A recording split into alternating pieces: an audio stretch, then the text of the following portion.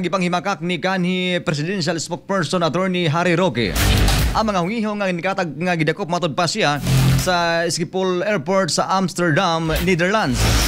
Sa usa ka pahayag, si Roque niingon nga dili tinuod ang mahong taho. Gani nakapalit matud pa siya ticket nga og na schedule flight paingon sa Austria. Nahimong init nga isgutanan ang maong isyu human ni gawas ang taho nga giingong gidakop si Roque sa airport.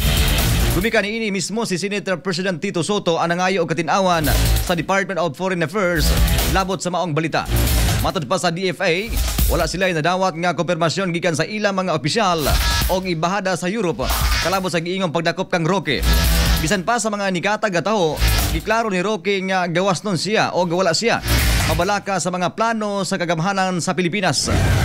Apan sa habig sa Malacañang, dili ang administrasyon ang nimando sa pagdakop kang Roque, kundi ang korte tungod sa bugat nga kaso nga giatubang sa maong abogado. Express, balita sa buta, Express.